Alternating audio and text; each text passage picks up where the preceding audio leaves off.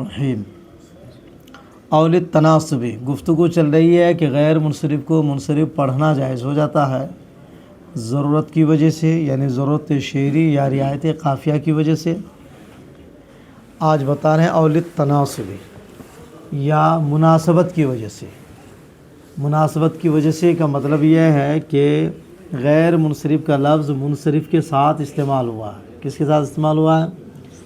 تو ظاہر ہے کہ ایک لفظ منصرف ہے اور دوسرا غیر منصرف ہے، تو اس طرح ایک دوسرے سے مناسبت باقی نہیں رہتی۔ تو مناسبت کو برقرار رکھنے کے لیے اس منصرف کے خاطر اس غیر منصرف کو بھی منصرف پڑھنا جائز ہو جاتا ہے۔ اس کی مثالیں قرآن پاک سے بھی ملتی ہے۔ دیکھو، اول التناسبی اے ویجوز صرف غیر المنصرفی، یعنی جائز ہوتا ہے غیر منصرف کو منصرف پڑھنا۔ کیوں؟ لیحصل التناسب بینہ و بین المنصرف، تاکہ غیر منصرف اور منصرف کے درمیان مناسبت حاصل ہو جائے۔ تناسب کا معنی تفاعل کے وزن پر ہے، باب تفاعل۔ تو یہ مناسبت حاصل کرنے کے لیے ایسا کریں گے۔ کیوں؟ تو بتا رہے ہیں کہ اہل عرب کے یہاں کلمات کے درمیان مناسبت کو قائم رکھنا، مناسبت کی رعایت کرنا، یہ اہم معاملہ ہوتا ہے۔ کن کے یہاں؟ اہل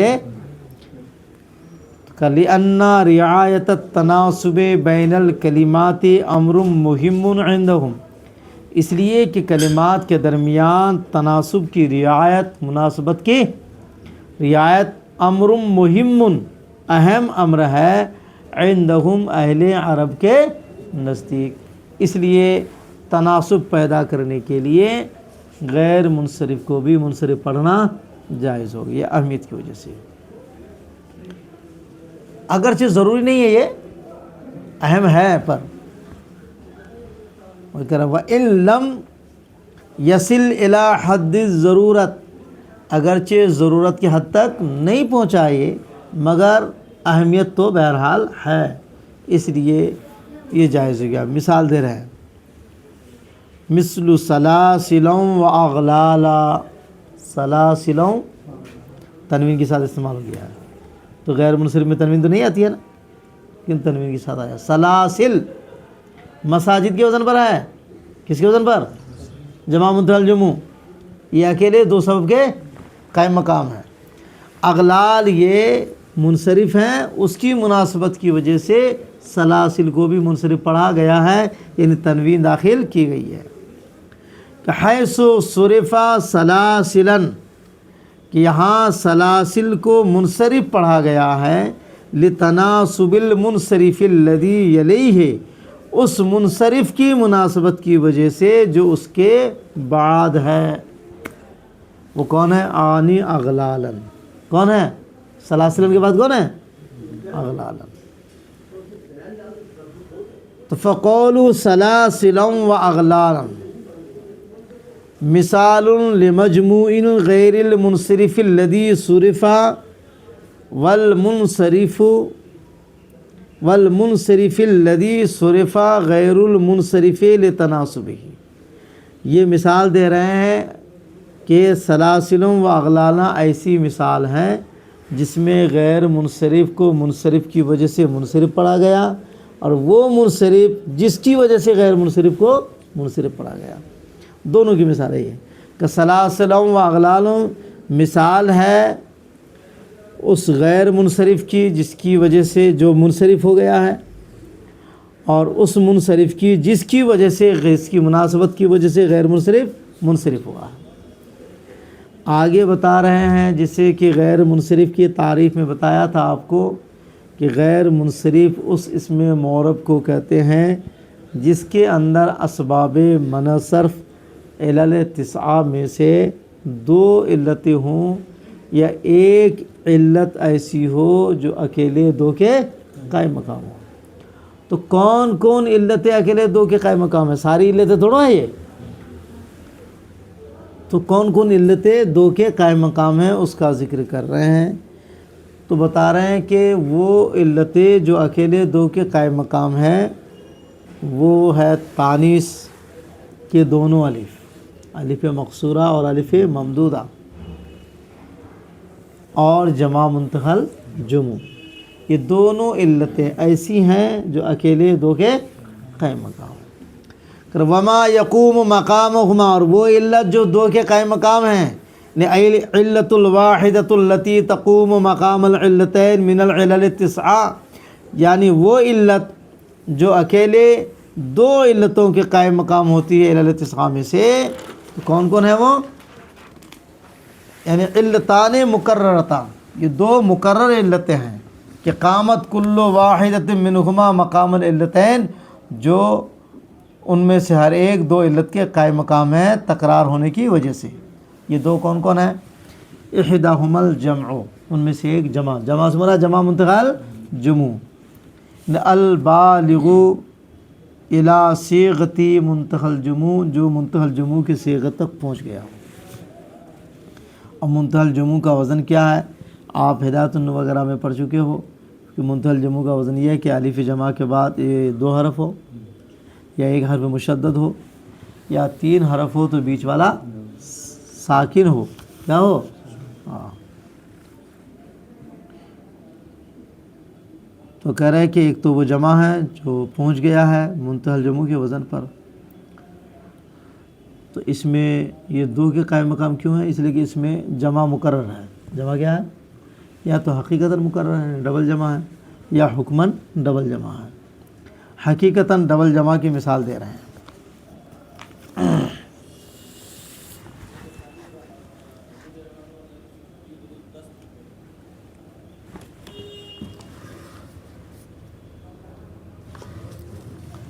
دیکھو، فَإِنَّهُ قَدْ تَقَرَّرَ فِيهِ الْجَمْعِيَّةُ حَقِيقَةً، یہ جمع منتقل جمع میں جمع مقرر ہو گئی ہے یا تو حقیقتاً۔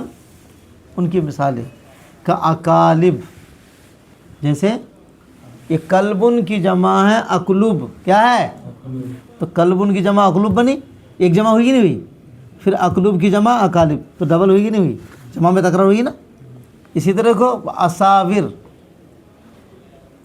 اسوارو کنگن، اس کی جمع ہے اسورہ، کیا ہے؟ پھر اسوراتن، اسوراتن کی جمع ہے اساور، تو اسوار کی جمع اسورہ، ایک جمع ہو گئی، پھر اسورہ کی جمع اساور، ڈبل ہوئی کہ نہیں؟ جمع تک حقیقت ہے۔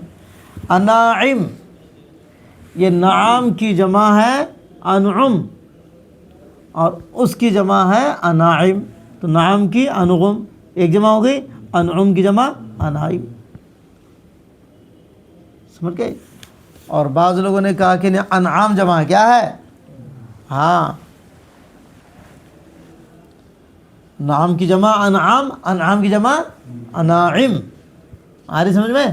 ہاں، تو یہ سب وہ مثالیں ہیں جس میں حقیقتاً جمع میں تکرار ہے، او حکماً، یا جمع میں تکرار حقیقتاً نہیں ہے بلکہ حکماً تکرار ہے وہاں سے۔ کس معاملے میں، کیسے حکماً؟ تو کرا کہ یہ چونکہ حروف کی تعداد میں، حرکت و سکنات میں ان جمعوں کے برابر ہے جن جمعوں میں حقیقتاً تکرار ہے، جن جمعوں میں حقیقتاً تکرار ہے ان جمعوں کے یہ موافق ہے تعداد حروف میں، حرکات و سکنات میں، جیسے مساجد، جیسے اکالب کے وزن پر ہے نا، یہ ہاں اکالب کے وزن پر ہے کہ نہیں ہے؟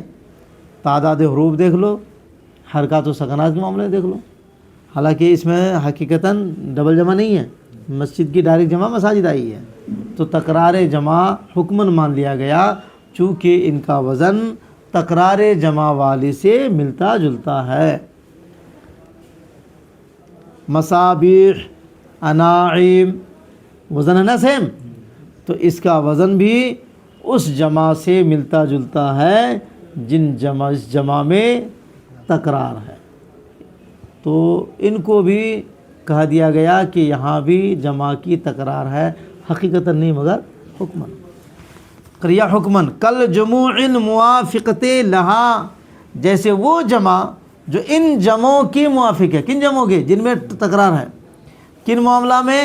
فی عدد الحروف، حروف کی تعداد میں، حرکات حرکتوں میں، اور سکنات جیسے مساجد اقالب کی جمع ہو گئی، اور مصابیح یہ جو اناعیم کے موافق ہو گیا۔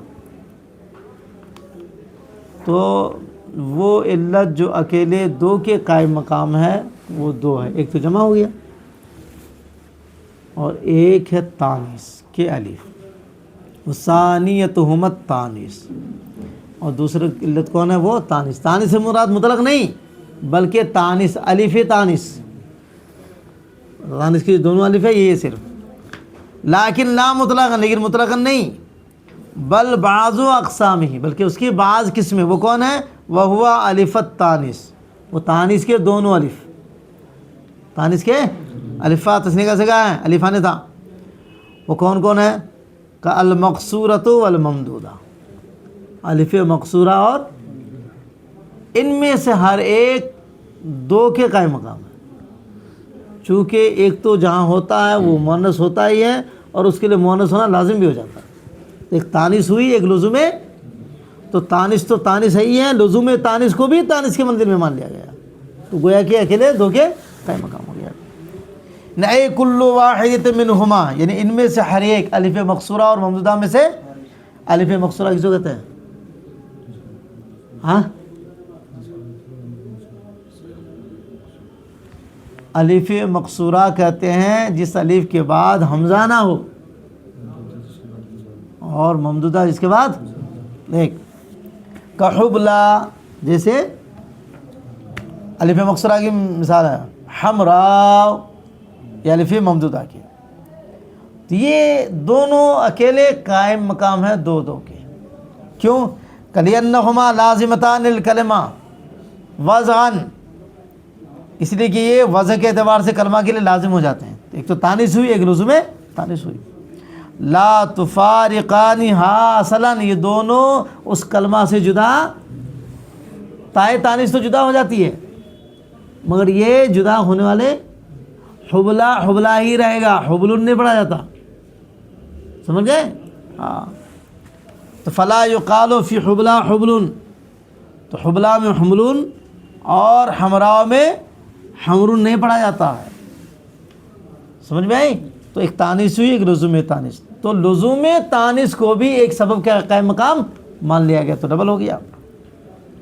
فَيُجْعَلُ لُزُومُهُمَا لِلْكَلِمَةِ مَنْزِلَةَ تانیث آخر، تو کلمہ کو ان دونوں کا لازم ہونا، کن دونوں کا؟ الف مقصورہ کا اور الف ممدودہ کا، ان کو بنا دیا گیا ہے ایک دوسری تانیث کے قائم مقام، تو فصارت تانیث مکررن، تو گویا کہ تانیث کی علامت کیا ہو گئی؟ مکرر ہو گئی، برخلاف تا کہ یہ کلمہ کے لیے لازم نہیں ہوتا، یہ لازم وضع کے اعتبار سے لازم نہیں ہے، یہ تو مذکر اور مؤنث کے درمیان فرق کرنے کے لیے بعد میں لایا جاتا ہے، سمجھ میں آئی؟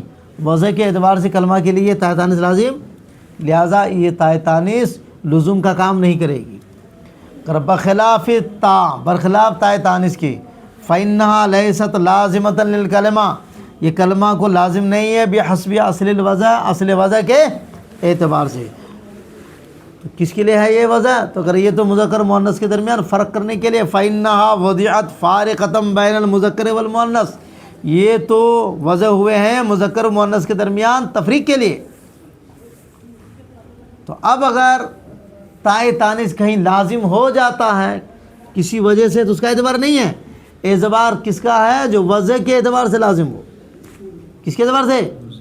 وضع کے اعتبار سے صرف الف تانیث لازم ہوتے ہیں، تائے تانیث نہیں، لہٰذا اگر یہ تائے تانیث کہیں بعد میں لازم ہو جاتی ہے اس کا اعتبار نہیں ہوگا، مثلا عالمیت کی وجہ سے جو عالم ہوتا ہے اس میں آپ چینجنگ نہیں لا سکتے، چینجنگ نہیں کر سکتے، جو جیسے ہے ویسے رکھنا پڑے گا، تو کہہ رہے ہیں آپ عالمیت کی وجہ سے تانیث لازم ہوئی تھا تو وہ غیر منصرف کا سبب، تو فلو عارض اللازم بعارض، اگر فعارض اللزوم بعارض، تو اگر لزوم عارض ہو گیا ہو کسی عرض عارض کی وجہ سے، جیسے عالمیت مثلا لم یقوی قوت اللزوم الوضعی، تو وہ لزوم وضعی کی قوت تک نہیں پہنچا، لہذا اس کا اعتبار